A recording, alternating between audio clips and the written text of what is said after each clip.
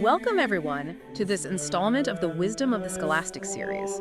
This is crafted especially for you, our theological students, as we explore profound concepts with, hopefully, some real clarity and depth. And today, we're looking at a truly significant work, one that still resonates deeply in theological thought. Saint Anselm's Cur Deus Homo. Or, Why God Became Man. That's the title, isn't it? That's the one. Our goal here is really to unpack Anselm's core arguments. We want to understand the big questions he was wrestling with. Yeah, and pull out those insights that are still so relevant for your studies today. Exactly. We'll be digging into the nature of sin, the whole idea of atonement being necessary. Atonement meaning sort of how that broken relationship between humanity and God gets restored after sin. Precisely. And of course, the unique role Christ plays in salvation. We'll view it all through Anselm's, really compelling reasoning. Right. And the central question Anselm sets up is just huge. Why did God choose to become human, specifically to save humanity through his death? It seems almost counterintuitive, doesn't it? What were these obstacles that made that path necessary? But it's helpful to remember the context, too. Anselm wrote this during a really difficult time for him personally. Exile, even. Yeah, he was driven by requests, people asking him to lay out the reason basis for Christian belief. Especially against those saying it didn't make logical sense. So he structures it as a dialogue, right, between himself and this character Boso, who represents the earnest student, the seeker. That's right. And we're going to follow that conversation, trace their steps. So let's start where Anselm starts, the big question and the challenges from skeptics. Okay. So Anselm puts it right out there. Why did God, who could have done anything, chosen this path restoring the world through his own death? It wasn't just an academic question. People back then, infidels as Anselm calls them, were genuinely asking, is this just? Is it even necessary for God to suffer and die? Yeah, I can see that. They'd ask, what captivity are we talking about? Why couldn't God just, decree salvation? A simple act of will. It seems logical on the surface. And they also pushed back on the idea of needing to defeat the devil. I mean, if God is omnipotent, then why the struggle? Why not just command the devil away? Seems like a fair question from their perspective. It does. So, okay, to answer this, Anselm first has to define sin. And for him, it's clearly much more than just breaking a rule. Right. It's deeper than that. Much deeper. For Anselm, the whole point of a rational creature like us is to have our will totally aligned with God's will. That's our purpose. So sin is what failing that purpose. Exactly. He defines it as the failure to give God what we owe him, which is that complete submission of our will to his. It's like throwing a wrench into the whole created order, disrupting the harmony. Okay, so if sin is that fundamental disruption, then just stopping the sin or like fixing the immediate damage, that's not enough. Not according to Anselm. Simply restoring what sin took isn't sufficient. You also have to account for the contempt, the dishonor shown to God by the act of disobedience itself. The dishonor aspect, that seems key. It's crucial, because simply ceasing the action doesn't undo the insult, the offense against God's majesty. Which leads to another really critical point for Anselm. God cannot just let sin go unpunished. It's unfitting for him. Why is that so absolute in his view? Well, for Anselm, if God just ignored sin, it would effectively erase the difference between being guilty and being innocent. It would completely undermine divine justice itself. So God's justice requires a resolution, not just overlooking the problem. Exactly. Forgiveness in Anselm's framework isn't about pretending sin didn't happen. It's about finding a just resolution that upholds God's righteousness and deals with the sin. Okay. So if sin is this massive affront, this deep dishonor, and justice demands a response, where does that leave us? Humanity. In a really tough spot, frankly. Anselm argues very strongly that humans are completely unable to make sufficient satisfaction on their own. Why not? Because, think about it, even without sin, we owe God our entire being, every faculty, every moment. We owe him everything just by virtue of being created. So we have nothing left to offer as payment. We're already obligated to give our all. Precisely. We're already operating in full capacity, so to speak, in terms of what we owe. There's no surplus we can use to pay off the debt incurred by sin. Wow. So even a sin that seems small to us carries enormous weight because it's a knowing act against the will of God. The severity isn't just the act itself, but who it's directed against the infinite God. It's flouting divine authority. And the satisfaction required then must be equally massive. Immense. Anselm says satisfaction has to involve restoring something greater in value than the obligation that was broken in the first place. Greater than just not sinning. Yes, and humanity, having willingly listened to the devil and sin, brought this huge dishonor upon God. We simply don't have the capacity on our own to make that right. We lost something essential in that act of sinning. We did. Anselm talks about losing the glory, the state of blessedness that God originally intended for us, and we can't regain that by ourselves. A sinful being can't make itself righteous. It sounds like a completely inescapable situation for humanity. That's exactly the picture Anselm paints, utter dependence. Which leads him to the next point. God has to intervene. Has to. Why has to? Doesn't that limit God? Good question. Anselm clarifies this isn't like an external force making God act. The necessity comes from within God, from his unchanging goodness, his faithfulness to his own plan. So it's necessary for God to be true to himself, to his own purpose for creation. Exactly. It's about the fittingness of God completing what he started, ensuring his design for humanity to reach happiness isn't ultimately frustrated by sin. It's a necessity rooted in his perfect character. Okay, that makes more sense. So humanity is stuck. God's nature requires a just resolution that upholds his plan.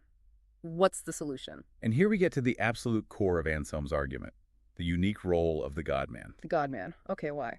Well, think about the scale of the satisfaction needed. It has to be something of infinite value, right? Something greater than the entire created universe apart from God himself. And only God has infinite value to offer. Precisely. Only God can provide a satisfaction that measures up to the offense against God. But wait, didn't you say humanity owes the debt? I did, and that's the other side of the coin. Since humanity owes the debt, the one making the payment must also be human. So the one making satisfaction has to be both God, to have the infinite value, and human, to pay the debt on behalf of humanity. Exactly. That's the necessity of the God-man. Both natures, divine and human, perfectly united in one person.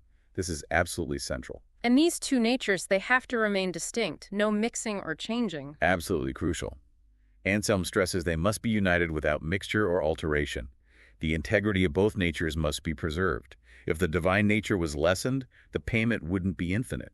If the human nature wasn't fully present, it wouldn't be a valid payment for humanity. And it matters that this God-man comes from the human race, from Adam's line. Yes, that's also key for Anselm. He needed to be truly one of us, descended from Adam, so that the atonement could justly be applied to the human race, just as sin originated through humanity. It's about solidarity and representation. Okay, this is intricate. Now, Anselm also talks about why it was the Son, specifically, who became incarnate, and about the virgin birth. Why the Son? Anselm offers a few reasons. Theologically, he felt incarnating the Father or the Holy Spirit could lead to confusion about the Trinity, suggesting perhaps two sons or two grandsons in the Godhead, which would contradict established doctrine. Right, maintaining Trinitarian clarity makes sense. Also, he saw the Son as the Word, the image of God. Sin, being a kind of false imitation or rejection of God's likeness, is perhaps most directly aimed against the true image. Interesting connection. And the virgin birth, why was that important in his view? Here, Anselm draws a parallel, a kind of beautiful symmetry, just as sin and death entered the world through a woman, Eve. So salvation should enter through a woman, Mary. Exactly. It offers a powerful reversal of the fall, a source of hope originating where the transgression began. He also notes, if the first woman, Eve, was uniquely made from man without a woman, it's fitting that the God-man be born of a woman without a man. A reversal and a sign of the new creation. Powerful imagery. Okay, so we have the God-man, born of a virgin. Now, his death. This is the centerpiece of the atonement. Anselm insists it was voluntary, right? And had infinite value. Absolutely. Critically, Christ, being God and being without sin, wasn't subject to death as a necessity or a consequence.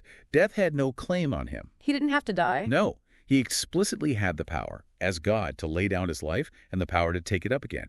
It wasn't something forced upon him. So the value comes from the willingness of the sacrifice. Precisely that. His willing submission to death, not because he owed it, but offered freely for God's honor and justice. That's what constitutes the gift of infinite value. It surpasses the debt of all sin combined. Because it's the infinitely valuable God-man freely giving his life. Yes. The person making the offering gives the act its infinite worth. And this sacrifice covers everyone. Anselm argues it makes atonement for the sins of the whole world. He even includes those who killed him, though he does add a point about their ignorance, perhaps lessening their specific culpability in that act. Okay, so this incredible, freely given sacrifice, it deserves a reward, doesn't it? An Anselm's system of justice and fittingness? It absolutely necessitates a reward from the Father. Justice requires it. The magnitude of the gift demands a proportionate response. But what reward could Christ possibly need? He's God. Exactly. Christ, in his divine nature, needs nothing. He has no personal debts that need forgiving. So Anselm argues, the reward earned by his sacrifice isn't kept for himself. It's given to To humanity. The reward Christ merits is bestowed upon those on whose behalf he made the sacrifice. So our salvation, our forgiveness, our reconciliation, that is the reward given to Christ, which he then passes on to us. That's the essence of it. His death provides the basis, the just foundation for God to forgive sins and reconcile humanity to himself. Anyone who comes to God through Christ, in his name, receives the benefits of that reward. It beautifully shows both God's justice and his mercy working together. It really does. You see the Father's compassion in offering the Son and the Son's immense love in willingly undertaking it all for us. Now, Anselm does touch on the fallen angels, the devil's side. Why can't they be reconciled in the same way? He sees a fundamental difference. Yes, he does. His reasoning is a bit complex, but essentially he argues that angelic reconciliation would require a hypothetical God angel to make satisfaction. Which isn't possible. Not in Anselm's view. Angels, he argues, don't share a common race or nature like humans descended from Adam. They fell individually.